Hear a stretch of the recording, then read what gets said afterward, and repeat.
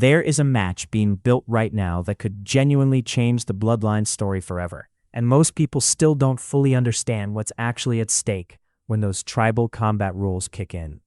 Let's fix that, because Roman Reigns versus Jacob Fatu isn't just another marquee WWE match. It's a collision between two men who both have a legitimate blood-based claim to the same throne. Roman is the tribal chief, the man who held that title longer than almost anyone has held any championship in the modern era, with his 1,316-day Universal and WWE Championship reign being one of the most dominant stretches in company history.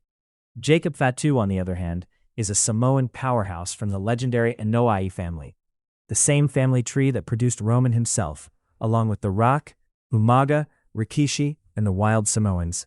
He's not some outside challenger, he's family. And in the Bloodline story, that makes everything more complicated and more dangerous. But before we get into the chess match of it all, let's talk about what tribal combat actually is, because the rules matter here, and they matter a lot.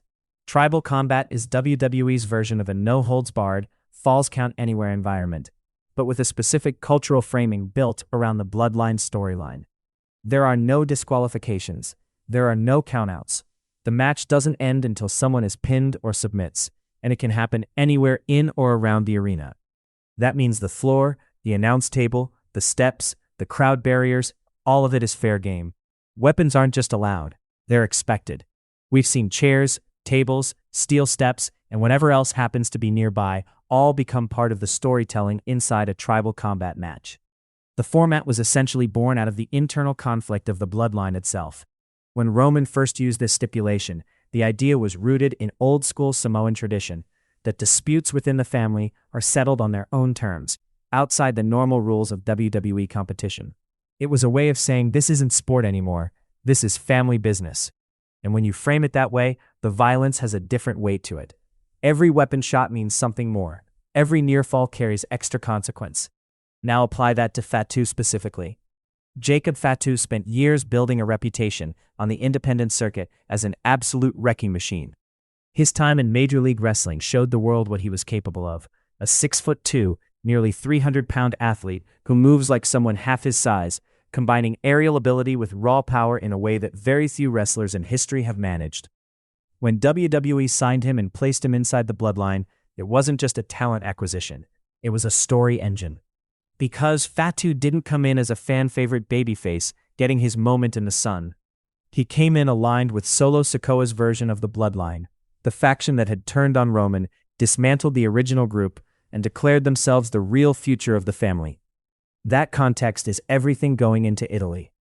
Clash at the Castle Italy marked a significant moment in the ongoing Bloodline civil war, and the build-up to this tribal combat match has been layered in a way that rewards fans who've been following the story closely. Roman returned to WWE programming after a lengthy absence, and from the moment he came back, the tension with Solo Sikoa's regime, which included Fatu as its most physically terrifying member, was immediate. Roman wasn't coming back to just reclaim a title. He was coming back to reclaim his identity, his family, and his seat at the head of the table. And here's what makes Fatu such a specific and credible threat in this setting. Under tribal combat rules, Roman's experience advantage shrinks considerably. Roman has been in brutal matches before. His history with the Usos, with Sami Zayn, with Cody Rhodes under similar no-rules stipulations proved he can survive chaos. But Fatu isn't just chaos. He's calculated chaos. He's someone who can hit a moonsault off the top rope and then immediately transition into something violent and grounded. That combination is hard to game plan for, and in a match with no disqualifications, you can't neutralize someone like that with positioning or ring psychology alone. You have to go through him. If you're new here and you love deep dives like this one, stories, stipulations, history, hit that subscribe button and ring the bell so you never miss one. WrestleCore puts this stuff out regularly, and we're just getting started. Now, the location itself adds a layer worth discussing. WWE has committed to expanding internationally in a serious way, and Italy is a high-profile setting for a high-profile match. The crowd energy in European markets is historically electric. Fans in places like Cardiff, London, Munich, and now across Italy bring a rawness that sometimes surpasses even large American pay-per-view crowds. For a match as emotionally charged as this one, that environment matters. The story of the Bloodline has always been elevated when the crowd is fully locked in, and a passionate Italian wrestling audience responding to every near-fall and weapon spot will only amplify what these two are trying to tell in the ring. Let's also address the physical dynamics straight on, because it genuinely is unusual. Most of the time when Roman Reigns has been positioned in major feuds, he's had a size and presence advantage that was obvious from the jump. Whether it was Seth Rollins, Kevin Owens, Sami Zayn, or even Jey Uso, Roman was always the physically imposing alpha in the frame. With Fatu, that dynamic is different. They are comparable in size. Fatu may actually have a slight edge in raw athleticism at this point in their respective careers. That means Roman can't just rely on the Superman punch and the spear to close a match. He has to be smarter. He has to be more ruthless. And under tribal combat rules, being ruthless isn't just permitted, it's required. The spear, by the way, connects differently in these kinds of matches. Roman doesn't have to worry about being pulled back by a referee. He can spear someone through a barricade, follow it up immediately, and keep pressure on.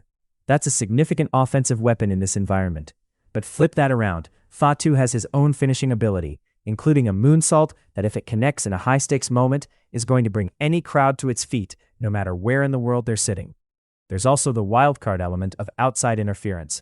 Tribal combat doesn't eliminate the possibility of other Bloodline members making their presence felt. Solo Sikoa, Tama Tonga, and the rest of that faction have shown no hesitation in stacking numbers against Roman in the past.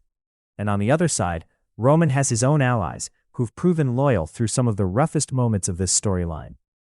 The no DQ environment means anyone can get involved without causing a restart or a ruling.